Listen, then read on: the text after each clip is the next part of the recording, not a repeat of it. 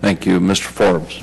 Thank you, Mr. Chairman. And Mr. Secretary General, thank you for your service to our country. I only have 5 minutes, so I've got to be kind of concise. And I just want to say at the outset that I'm asking you to forgive me for not swimming in the same sea of accolades that some of my colleagues are comfortable in doing. But when I first came into office, the way we'd have these hearings, we'd spend a lot of time bragging about you, you'd spend a lot of time bragging about us, and we never really asked the tough questions necessary to defend this country, and I vowed never to do that again.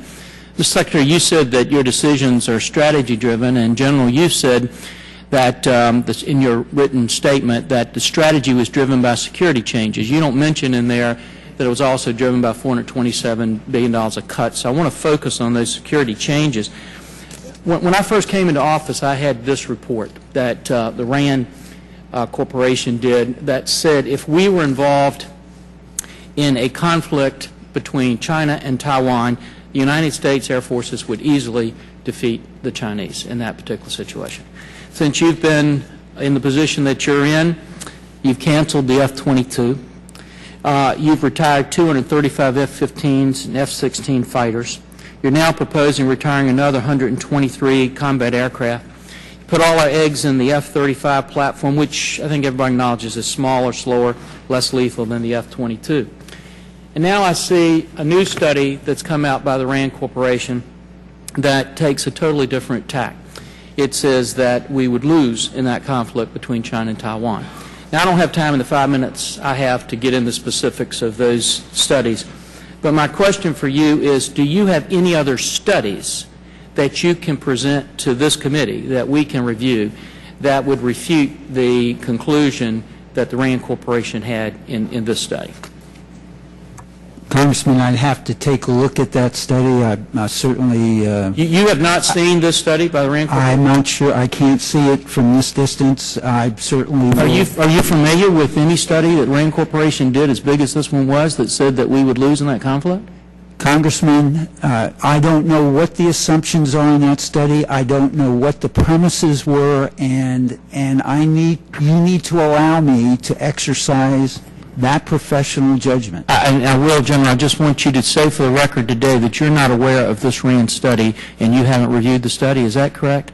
What I am saying is I have not seen that. What's the title of the study, Congressman? Question of balance, political context, and military aspects of the China-Taiwan dispute by the RAND I have not seen that study. Okay. It's a big one. I would suggest the Air Force look at it. Second thing I would say is if that conclusion in that study was correct, would that be an acceptable risk for the Air Force to have? Not saying it is. I'm saying if it would be. If the conclusion is correct, I would say that would be decidedly a concern for the entire armed forces. Let me come back to the F-22 decision that you made. When you did that, you and the Secretary wrote this op-ed piece saying that we should have 183 F-22s. Prior to that decision, according to the Congressional Research Service, not me, there were 30 air campaign studies that said you were wrong.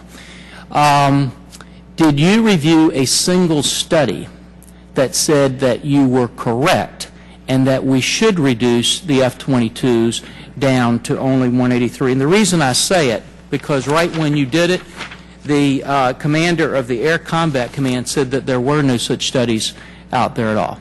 Did you review any of those, and can you just present them to the committee for us to review? Be happy to do that. Were there any? There was, and the Department and the Congress chose otherwise in the end. So General Corley was incorrect when he said there were no studies out there that justified that.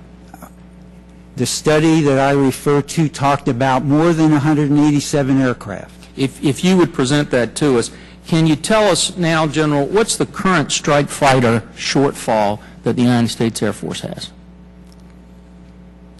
Given the new strategy, we have sufficient aircraft to deal with the threats that are outlined in the force sizing construct at moderate risk. In general, was that strategy, according to your testimony today, driven completely by security changes, or was it driven by the 427? Of course it was driven by both, but the recognition was that we were out of Iraq that we were going to diminish our presence in Afghanistan. General, my time is run out. Can you tell us if you can distinguish between the part of the strategy that was driven by the cuts and the part by the security changes? Clearly, it is a combination of both, but I would submit to you, sir, that the F-35, the long-range strike bomber, and the new tanker, those programs are sustained by the new strategy, not diminished by it. Thank you, General. My time's up, Mr. Chairman. Thank you. And I yield back. Balance my time. Thank you.